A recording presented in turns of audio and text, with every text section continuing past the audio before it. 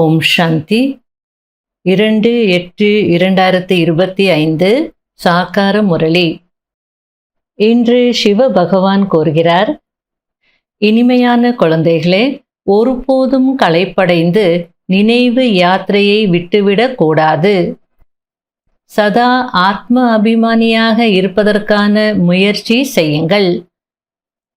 பாபாவினுடைய அன்பை பெறுவதற்கு அல்லது இனிமையானவர்களாக ஆகுவதற்கு நினைவில் இருங்கள். கேள்வி: 16 கலைகள் சம்பூர்ணமாக அல்லது பர்ஃபெக்டாக ஆகுவதற்கு எந்த ஒரு முயற்சியை கண்டிப்பாக செய்ய வேண்டும்? பதில்: எவ்வளவு முடியுமோ தன்னை ஆத்மா என்று புரிந்து கொள்ளுங்கள். அன்பு கடல் தந்தையை நினைவு செய்யுங்கள். அப்போது பர்ஃபெக்டாக ஆகி விடுவீர்கள். ஞானம் மிகவும் சகஜமானது. ஆனால் 16 கலைகள் முழுமையானவர்களாக ஆகுவதற்கு நினைவின் மூலம் ஆத்மாவை பர்ஃபெக்ட் ஆக்க வேண்டும். ஆத்மா என்று புரிந்து கொள்வதின் மூலம் இனிமையானவர்களாக ஆகி விடுவீர்கள். அனைத்து பிரச்சனைகளும் முடிந்து போய்விடும். முரளியின் பாடல்: நீங்கள் அன்பு கடலாக இருக்கிறீர்கள். ஓம் சாந்தி. அன்பு கடல் தன்னுடைய குழந்தைகளையும் அவரை போலவே அன்பு கடலாக ஆக்குகிறார். குழந்தைகளுடைய குறிக்கோளே நாம் இப்படி லக்ஷ்மி நாராயணனை போல் ஆக வேண்டும் என்பதுதான். இவர்களை அனைவரும் எவ்வளவு அன்பு பாராட்டுகிறார்கள். பாபா நம்மை இவர்களைப் போல் இனிமையானவர்களாக ஆக்குகிறார் என்பதை குழந்தைகள் தெரிந்திருக்கிறீர்கள். இனிமையானவர்களாக இங்கேதான் ஆக வேண்டும்.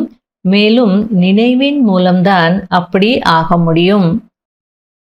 இந்த நினைவின் மூலம்தான் நீங்கள் இவர்களைப் போல் உலகத்திற்கு எஜமானர்களாக ஆகிறீர்கள். இந்த உழைப்பை தான் குழந்தைகள் செய்ய வேண்டும். நமக்கு நிறைய ஞானம் இருக்கிறது என்ற கர்வத்தில் வராதீர்கள். முக்கியமான விஷயம் நினைவாகும். நினைவுதான் அன்பை கொடுக்கிறது. அப்படின்னா நம்ம நினைச்சாதான் பாபாவுடைய அன்பை பெற முடியும். பாபாவுடைய அன்பு என்ன அப்படின்றது அனுபவம் செய்ய முடியும். மிகவும் இனிமையானவர்களாக மிகவும் அன்பானவர்களாக ஆக விரும்புகிறீர்கள் என்றால், உயர்ந்த பதவி அடைய விரும்புகிறீர்கள் என்றால் முயற்சி செய்யுங்கள். இல்லை என்றால் நிறைய பச்சாதாபப்படுவீர்கள். ஏனென்றால் நிறைய குழந்தைகளால் பாபாவின் நினைவில் இருக்க முடிவதில்லை. அதாவது குழந்தைகள் ஞானத்தை கேட்குறாங்க, முரளி கேட்குறாங்க, மற்றவங்களுக்கு ஞானத்தை நல்லா எக்ஸ்பிளைன் பண்ணுறாங்க, நிறைய ஞானம் இருக்குது. ஆனால் யோகத்தில் எவ்வளவு முயற்சி செய்யணுமோ அந்த முயற்சி அவங்களால செய்ய முடியறதில்லை அப்படின்னு சொல்லிட்டு இருக்கிறார். ஆகையால் நிறைய யோகா பண்ணணும். ஞானம் எவ்வளோ இருந்தாலும் சரி, யோகா தான் முக்கியம். யோகத்தின் மூலமாக தான் இனிமையானவர்களாக ஆக முடியும், அன்பானவர்களாக ஆக முடியும் அப்படின்னு சொல்லிட்டு இருக்கிறார். களைப்படைந்து விடுகிறார்கள் என்றால் விட்டு விடுகிறார்கள். ஆகையால நல்ல யோகத்தில் இருக்கிறதுக்கு பாபா புரிய வச்சிட்டு இருக்கிறார். ஆத்ம அபிமானியாக ஆகுவதற்கு நிறைய முயற்சி செய்யுங்கள். அதாவது யோகா நல்லா இருக்கணும்னா ஆத்மா உணர்வில் இருக்கக்கூடிய அந்த பயிற்சி நிறைய செய்யணும்னு சொல்லிட்டு இருக்கிறார். இல்லை என்றால் மிகவும் குறைந்த பதவி அடைவீர்கள்.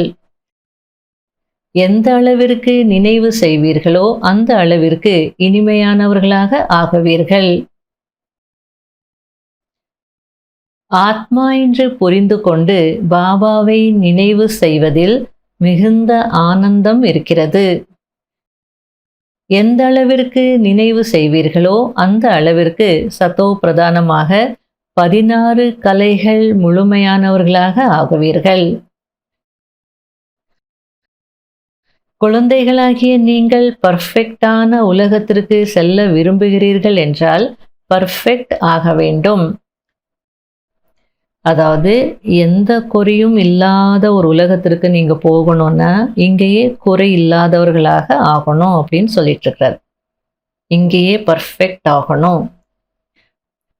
ஞானத்தை மட்டும் பர்ஃபெக்ட் என்று சொல்ல முடியாது.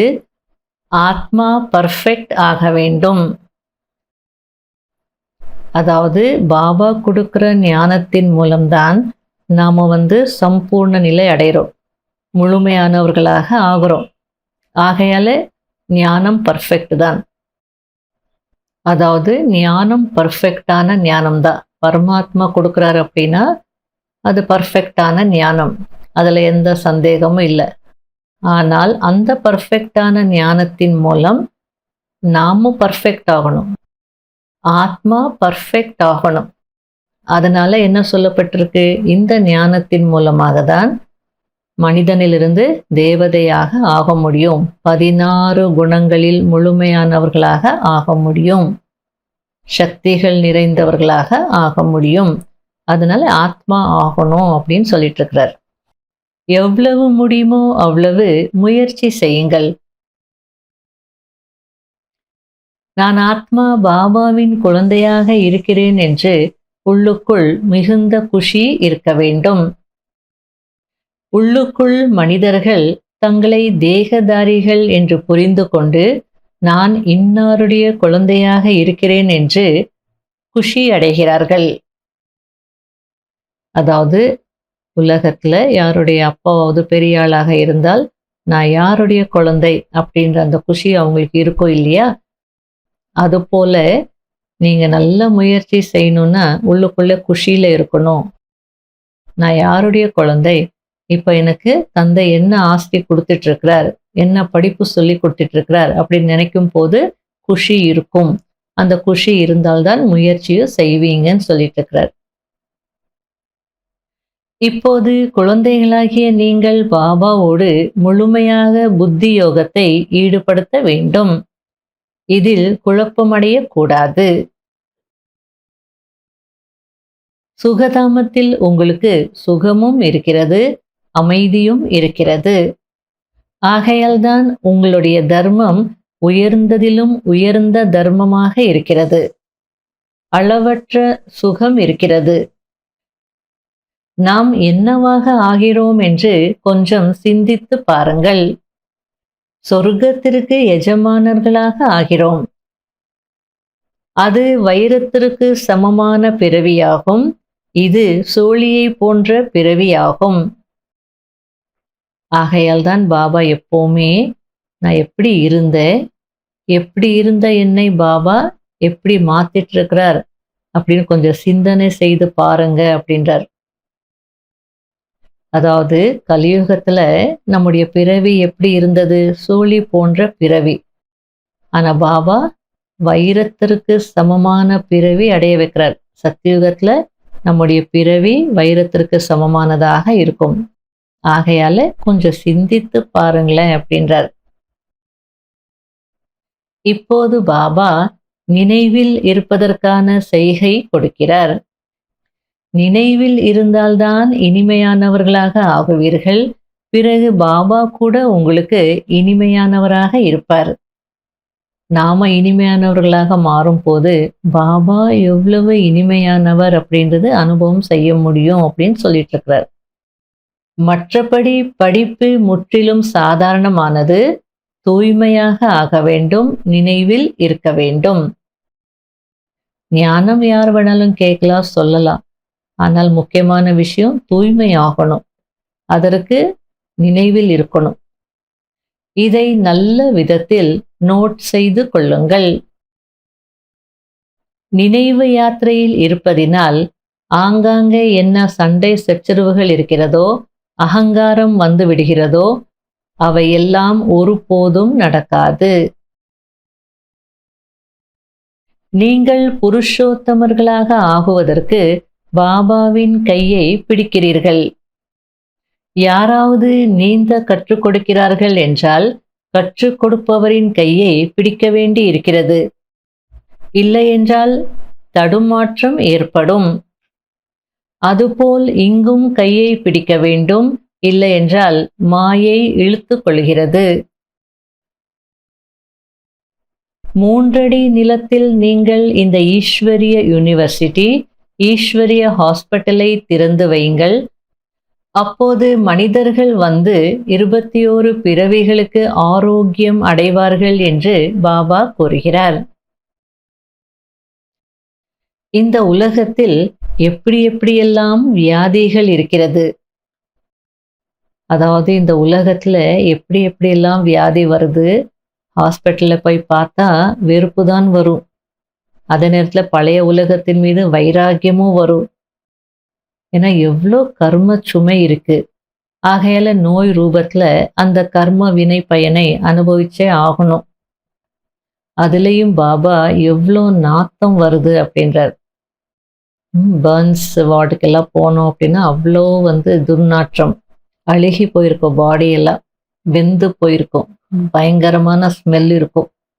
அதெல்லாம் பார்க்கும்போது தான் நம்ம எந்த பாவமும் செய்யக்கூடாது கடவுளே அப்படின்னு தோணும். இந்த அனைத்து துக்கங்களிலிருந்தும் விடுபடுவதற்கு நினைவு மட்டும் செய்யுங்கள், வேறு எந்த கஷ்டமும் உங்களுக்கு கொடுப்பதில்லை என்று பாபா கூறுகிறார். குழந்தைகள் நிறைய கஷ்டத்தை பார்த்திருக்கிறார்கள் என்பதை பாபா அறிவார். யார் தங்களை நல்ல குழந்தைகள் என்று நினைக்கிறார்களோ அவர்கள் மூலம் கூட பாவ கர்மங்கள் நடந்து விடுகிறது. ஞானம் நிறைந்த ஆத்மாக்களாக இருக்கிறார்கள், நன்றாக புரிய வைக்கிறார்கள். ஆனால் யோகா இல்லை. நினைவில் இருப்பதில்லை என்றால் இதயத்திலும் இடம் பெறுவதில்லை. நினைவோடு நினைவு சேருகிறதல்லவா? அதாவது நாம பாபாவை நினைக்கும் போது பாபாவும் நம்மளை நினைக்கிறார். அப்ப என்ன ஆகும்? நினைவோடு நினைவு சேரும். அப்போ நான் பாபாவுடைய இதயத்துல இருக்கிறேன்ற அனுபவம் ஏற்படும். கடைசியில் உங்களுக்கு அனைத்து காட்சிகளும் கிடைக்கும். அதிகமாக நினைவு செய்பவர்களுக்கு என்ன பதவி கிடைக்கிறது என்பது தெரிந்துவிடும். கடைசியில்தான் காட்சிகள் கிடைக்கும். எப்போது விநாசம் நடக்குமோ அப்போது நீங்கள் சொர்க்கத்தின் காட்சிகள் என்ற அல்வா சாப்பிடுவீர்கள். எவ்வளவு அழகா பாபா சொல்லிட்டு இருக்கிறார். உலகத்துல விநாசம் நடந்துட்டு இருக்கோம், ஆனா உங்களுக்கு அதனுடைய தாக்கமே இருக்காது.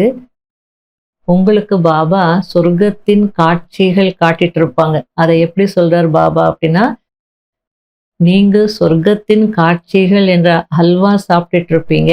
அப்போ ஹல்வா சாப்பிடும் போது ஏதாவது கஷ்டம் இருக்குமா? ஆனந்தமா இருக்கும்.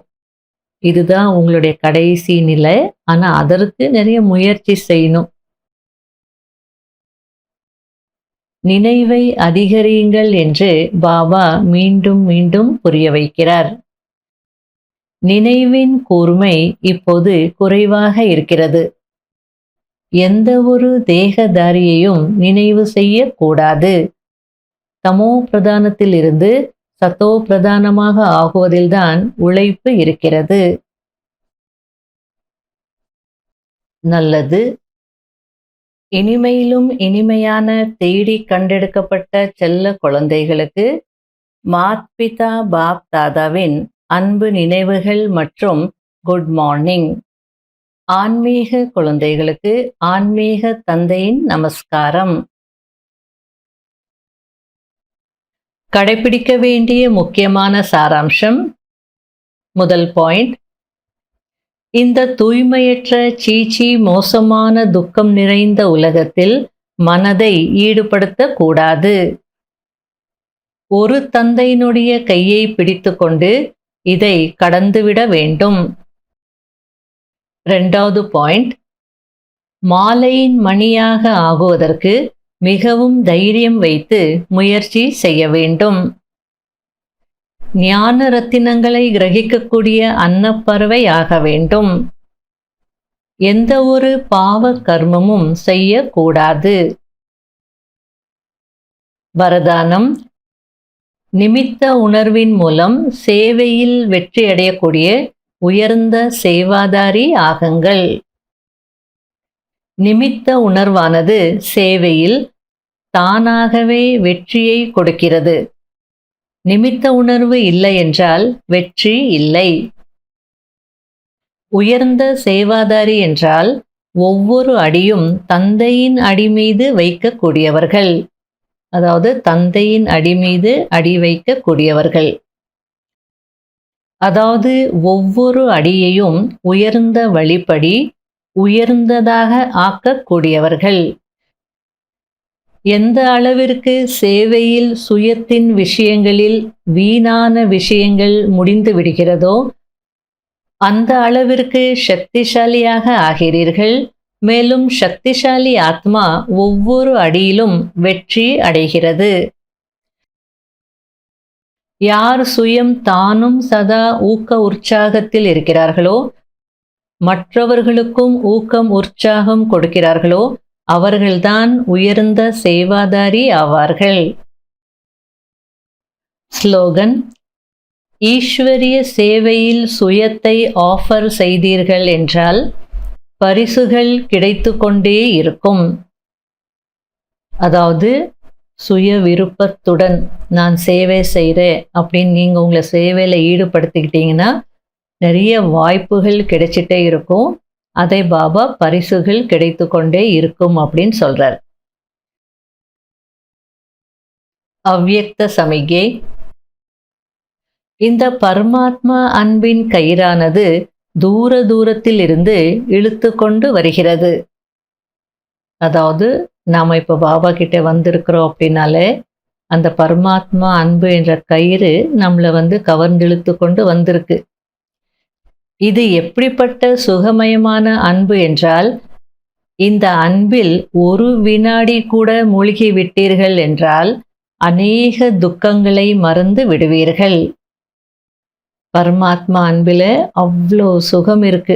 ஒரு செகண்ட் நீங்கள் அந்த அன்பில் மூழ்கிட்டீங்கன்னா பல ஜென்மங்களுடைய அநேக துக்கங்களை மறந்துடுவீங்க அப்படின்னு சொல்லிட்டு இருக்கிறார். மேலும் சதா காலத்திற்கும் சுகத்தின் ஊஞ்சலில் ஆடிக்கொண்டே இருப்பீர்கள். தந்தைக்கு குழந்தைகளாகிய உங்கள் மீது எந்த அளவிற்கு அன்பு இருக்கிறது என்றால் அது வாழ்க்கைக்கு தேவையான சுகம், சாந்தி போன்ற அனைத்து விருப்பங்களையும் பூர்த்தி செய்து விடுகிறது. தந்தை சுகத்தை மட்டும் கொடுக்கவில்லை, ஆனால் சுகத்தின் களஞ்சியத்திற்கு எஜமானனாக ஆக்கி விடுகிறார். ஓம் சாந்தி.